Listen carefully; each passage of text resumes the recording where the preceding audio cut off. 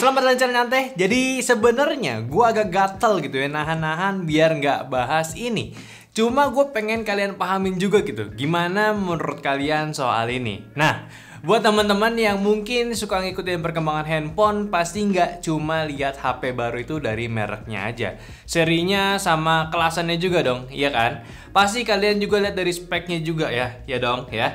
Nggak mungkin dari kameranya juga dong. Nah, tapi bukan itu yang mau gue bahas. Yang mau gue bahas ataupun gue angkat di sini yaitu soal chipset HP, CPU HP cuy. Ya, yaitu smartphone yang pakai chipset di overclock itu. Maksudnya apa sih? Ya kayak tiba-tiba muncul aja gitu akhir-akhir ini. Ya dari dulu ada sih. Tapi jujur aja di sisi lain tuh gue kayak agak menyayangkan sama hal ini. Tapi ya, kalian paham kan yang gue omongin ini ke handphone apa? Nggak tahu. Ya udah, Xiaomi ada Redmi Note 12, iQOO Z7, sama yang terakhir Samsung S23 series kemarin. Itu semua kan seri overclock dari basis chipset sebelumnya kan.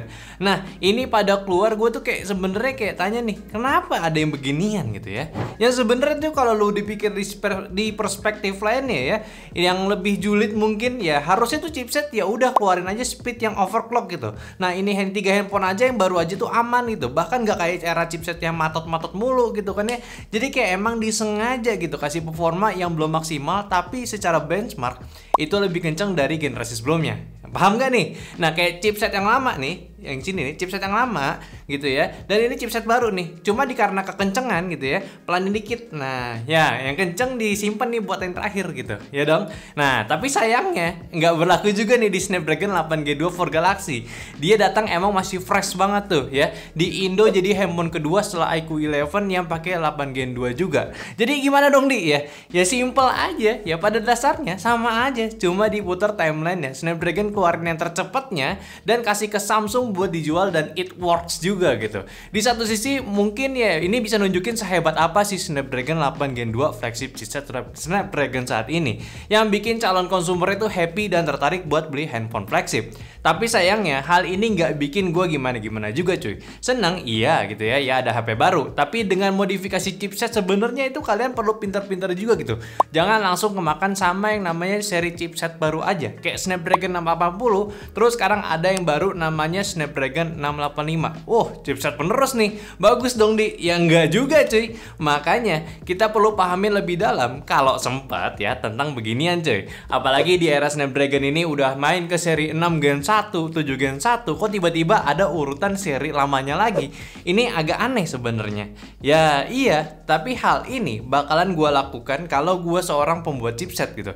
Karena di masa sekarang untuk produksi chipset generasi baru itu pantangannya tuh nggak cuma langka karena resource susah, tapi emang dari tingkat kesulitan buat si mesin ini ngeciptain chipset barunya cuy. Yang mainannya itu sekarang udah di 4 nanometer cuy, nggak di atas 6 nanometer ataupun lebih gitu. Lebih sulit lagi untuk ngebuat si chipset baru ini.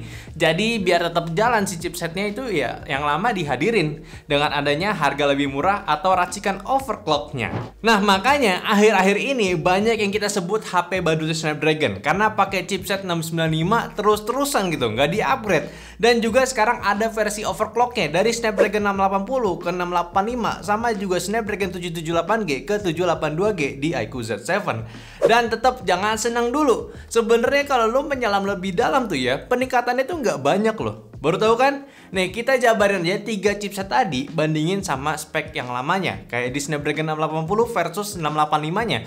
Arsitektur sama, cuma core performance-nya aja jadi naik 2,6 GHz. Terus di bagian kamera, resolusi maksimumnya jadi 108 megapiksel dari 64 megapiksel. Tapi ya sadar dong, kalau kamera mid-range ya kameranya kayak gimana gitu. Sama paling terakhir dari seri Bluetooth-nya jadi 5.2 yang sebelumnya itu 5.1. Udah gitu.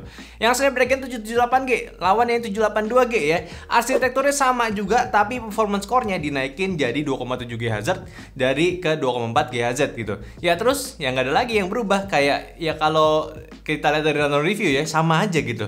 Jadi sekedar overclock doang dong. Ya iya, dan sayang pun Sama juga di Snapdragon 8 Gen 2 for Galaxy. Sama-sama cuma naikin di CPU performance-nya aja jadi 3,6 GHz dari yang sebelumnya ataupun basisnya itu di 3,2 GHz. Ya udah, naik beberapa hertz doang gitu, chipsetnya sama, ya performance gainnya pun gak jauh banget kok dari beberapa pengetesan.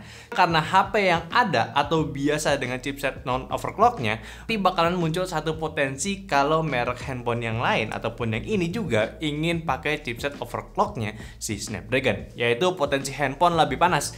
Jelas performance naik ya, pasti temperaturnya bakalan naik juga. Makanya ini perlu diperhatikan juga. Apakah sistem pendinginnya ada yang diimprove gitu? Pakai vapor chamber kah? Atau body case-nya dipakein apa kayak gitu ya?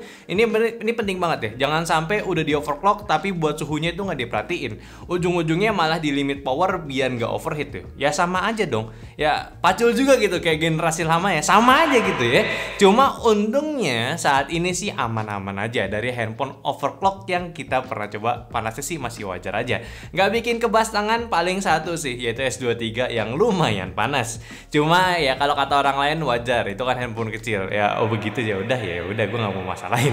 Jadi seperti itu. Simpulannya sih gue nggak terlalu excited ya dengan kehadiran chipset refresh ini. Ini di kondisi yang baru aja cuy gitu ya.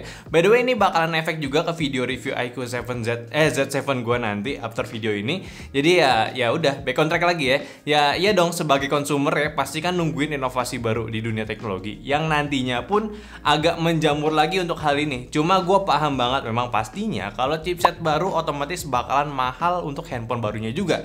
Kayak terakhir gue juga ada kekhawatiran kalau misalkan handphone yang masih pakai Snapdragon 695 ini udah sampai 3 jutaan dan tiba-tiba Snapdragon 6 Gen 1 ataupun 6 Gen 2 atau Halilintar Reborn gitu ya, Gen Halilintar muncul gitu ya, yakin lu udah siap denger harganya. Ya kisi-kisi gue sih bisa mantul tuh harganya 2 kali lipat gitu ya. Ya itu sih jadi dilema yang udah dibuat sama pembuat handphone saat ini. Dan gue yakin sebentar lagi pun bakalan ada fase dimana harga smartphone mid-range itu bakalan lompat lagi ke harga aslinya.